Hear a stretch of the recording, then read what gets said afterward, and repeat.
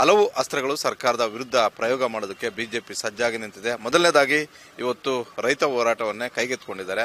ಹಾಗಾದ್ರೆ ಅಜೆಂಡಾ ಏನು ಅನ್ನುವಂಥದ್ದನ್ನು ಹೇಳೋದಕ್ಕೆ ನಮ್ಮ ಜೊತೆ ಸ್ವತಃ ಬಿಜೆಪಿಯ ರಾಜ್ಯಾಧ್ಯಕ್ಷರಾದಂತಹ BY ವಿಜೇಂದ್ರ ಅವರಿದ್ದಾರೆ. ಸರ್, ಇವತ್ತಿನ ನಿಮ್ಮ ರೈತ ಹೋರಾಟದ ಅಜೆಂಡಾ ಏನು? ಸಿದ್ದರಾಮಯ್ಯ ನೇತೃತ್ವದ ಕಾಂಗ್ರೆಸ್ ಸರ್ಕಾರ ಈ ನಾಡಿನ ರೈತರ ರಕ್ಷಣೆಯನ್ನು ಮಾಡೋದ್ರಲ್ಲಿ ಸಂಪೂರ್ಣವಾಗಿ ವಿಫಲ ಆಗಿದೆ. ಸಂಕಷ್ಟದಲ್ಲಿರುವಂತಹ ರೈತರ ಸಮಸ್ಯೆಗಳಿಗೆ ಸ್ಪಂದನೆ ಮಾಡಲಿಲ್ಲ. ಕಬ್ಬು ಬೆಳೆಗಾರರು, ಮೆಕ್ಕೆಜೋಳ, ತೊಗರಿ ಬೆಳೀತಕ್ಕಂಥ ರೈತರು, ಭತ್ತ ಬೆಳೀತಕ್ಕಂಥ ರೈತರು, ಎಲ್ಲ ರೈತರು ಇವತ್ತು ರಾಜ್ಯದಲ್ಲಿ ಸಂಕಷ್ಟದಲ್ಲಿದ್ದಾರೆ.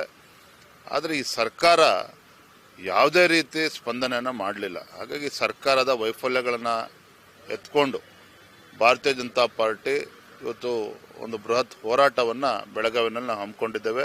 ರಾಜ್ಯ ರೈತ ಮೋರ್ಚಾ ವತಿಯಿಂದ ಹೋರಾಟವನ್ನು ನಾವು ಹಮ್ಮಿಕೊಂಡಿದ್ದೇವೆ. ಸರ್, ಬೆಳಗಾವಿ ಮತ್ತು ಬಾಗಲಕೋಟೆ, ಬಿಜಾಪುರ ಸೇರಿದಂತೆ ಹಲವು ಕಡೆ ಪ್ರತಿಭಟನೆ ರೈತರು ಮಾಡಿದಾಗ ಸರ್ಕಾರ ಮುಂದಾಯಿತು. ಸರ್ಕಾರದ ಜೊತೆಗೆ ವಿಪಕ್ಷಗಳು ಕೂಡ ಧ್ವನಿ ಎತ್ತಿದ್ವು. ಅದಾದ ಬಳಿಕ ಸರ್ಕಾರ ಬೆಲೆಯನ್ನು ನಿಗದಿ ಮಾಡಿದ್ದು. ಆದರೆ ಕಾಂಗ್ರೆಸ್ ಅವರು ಹೇಳ್ತಿದ್ದಾರೆ, ನಾವು ರೈತರ ಪರ ಇದ್ದೀವಿ, ಕೇಂದ್ರ ಸರ್ಕಾರದ ಮೇಲೆ ವಿಜೇಂದ್ರ, ಆರ್ ಅಶೋಕ್ ಸೇರಿದಂತೆ ಬಿಜೆಪಿ ಎಲ್ಲ ಮುಖಂಡರು ಕೂಡ ಒತ್ತಡ ಹಾಕಲಿ ಅಂತ.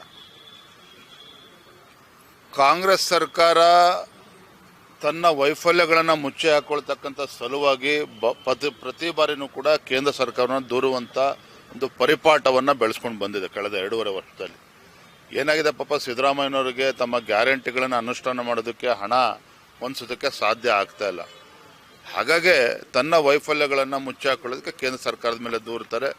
ಇವರ ಬಂಡವಾಳವನ್ನು ಈ ಸದನದಲ್ಲಿ ನಾವೆಲ್ಲವೂ ಕೂಡ ಬಿಚ್ಚಿಡುವಂಥ ಕೆಲಸ ನಾವು ಮಾಡ್ತೇವೆ. ಸರ್, ಇವತ್ತು ರೈತರ ಪ್ರತಿಭಟನೆಯಲ್ಲಿ ಭಾಗವಹಿಸಿದ ಬಳಿಕ ವಿಧಾನಸಭೆ ಮತ್ತು ವಿಧಾನ ಪರಿಷತ್ತಲ್ಲೂ ಕೂಡ ಇದನ್ನೇ ಪ್ರಮುಖ ಅಜೆಂಡವಾಗಿ ಕೈಗೆತ್ತಿಕೊಳ್ತೀರಾ? ನಿನ್ನೆ BSc ಮೀಟಿಂಗ್ನಲ್ಲಿ ವಿರೋಧ ಪಕ್ಷದ ನಾಯಕರು, ನಾವು ಎಲ್ಲರೂ ಕೂಡ ಸರ್ಕಾರಕ್ಕೆ ಒತ್ತಡ ಹಾಕಿದ್ದೇವೆ. ಅದರ ಪರಿಣಾಮ ಸ್ಪೀಕರ್ ಅವರು ಕೂಡ ಒಪ್ಕೊಂಡಿದ್ದಾರೆ. ನಾಡಿನ ರೈತರ ಸಮಸ್ಯೆ ಬಗ್ಗೆ, ಉತ್ತರ ಕರ್ನಾಟಕ ನೀರಾವರಿ ಯೋಜನೆಗಳು, ಈ ವಿಚಾರಗಳನ್ನೇ ಪ್ರಥಮ ಆದ್ಯತೆ ನೀಡಿ ಇವತ್ತಿಂದ ಚರ್ಚೆ ಪ್ರಾರಂಭ ಆಗುತ್ತೆ. ಕಬ್ಬು ಬೆಳೆಗೆ ಬೆಲೆ ಜಾಸ್ತಿ ಮಾಡಬೇಕು ಅಂತ ಹೇಳಿದ್ರಿ, ನಾವು ಮಾಡಿದ್ವಿ. ಅದೇ ರೀತಿ ಮೆಕ್ಕೆಜೋಳಕ್ಕೂ ಕೂಡ ಖರೀದಿ ಕೇಂದ್ರಗಳನ್ನು ತೆರೀಬೇಕು ಅಂತ ಹೇಳಿದ್ರಿ, ಮಾಡಿದ್ವಿ ಅಂತ ಹೇಳ್ತಿದ್ದಾರೆ. ಆದರೆ ಬಿಜೆಪಿ ಸರ್ಕಾರದ ಅವಧಿಯಲ್ಲಿ ಗೋಲಿಬಾರ್ ಮಾಡಿದಂಥವ್ರು ನಮ್ಮನ್ನ ಪ್ರಶ್ನೆ ಮಾಡೋದಕ್ಕೆ ಯಾವ ನೈತಿಕತೆ ಇದೆ ಅನ್ನುವಂತಹ ನೇರ ಪ್ರಶ್ನೆಯನ್ನ ಕೇಳ್ತಿದ್ದಾರೆ. ಸ್ವಾಮಿ, ಈ ರೀತಿ ಉಡಾಫೆ ಹೇಳಿಕೆಗಳನ್ನು ಕೊಡ್ಕೊಂಡು ನಮ್ಮನ್ನ ದಾರಿ ತಪ್ಪಿಸ್ತಕ್ಕಂಥ ಅವಶ್ಯಕತೆ ಇಲ್ಲ. ಕಾಂಗ್ರೆಸ್ ಸರ್ಕಾರ ಯಾವ ರೀತಿ ರೈತರ ವಿಚಾರದಲ್ಲಿ ಒಂದು ನಿರ್ಲಕ್ಷ್ಯ ಧೋರಣೆಯನ್ನು ತೋರಿದ್ದಾರೆ ಅನ್ನೋದನ್ನ ರಾಜ್ಯದ ರೈತರು ಅರ್ಥ ಮಾಡ್ಕೊಂಡಿದ್ದಾರೆ. ಹಾಗಾಗಿ ನಾವು ಇವತ್ತು ಪ್ರತಿಭಟನೆಯನ್ನು ಆಯೋಜನೆ ಮಾಡಿರುವಂಥದ್ದು.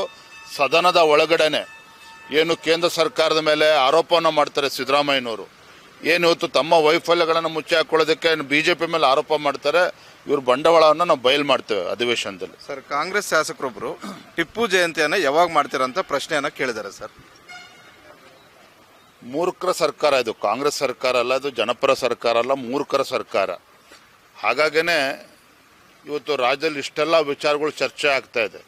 ಅಭಿವೃದ್ಧಿ ಇಲ್ಲ ಒಂದು ಕಡೆ, ಭ್ರಷ್ಟಾಚಾರ. ರಾಜ್ಯದಲ್ಲಿ ಇವತ್ತು ಯುವಕರು, ಲಕ್ಷಾಂತರ ಯುವಕರು ಉದ್ಯೋಗ ಇಲ್ದೇನೆ ಇವತ್ತು ಬೀದಿಗಿಳಿದು ಹೋರಾಟವನ್ನು ಮಾಡ್ತಾರೆ. ಅದ್ರ ಬಗ್ಗೆನೂ ಕೂಡ ಅವ್ರು ಲಕ್ಷ್ಯ ಕೊಡ್ತಾ ಇಲ್ಲ. ಹೀಗಾಗಿ ಇವೆಲ್ಲ ಸಮಸ್ಯೆಗಳನ್ನು ಡೈವರ್ಟ್ ಮಾಡೋದಕ್ಕೋಸ್ಕರ ಈ ರೀತಿ ಟಿಪ್ಪು ಗಿಪ್ಪು ಅಂತೇಳಿ ತೆಗೆಯೋದಕ್ಕೆ ಪ್ರಯತ್ನ ಮಾಡ್ತಾ ಇದ್ದಾರೆ.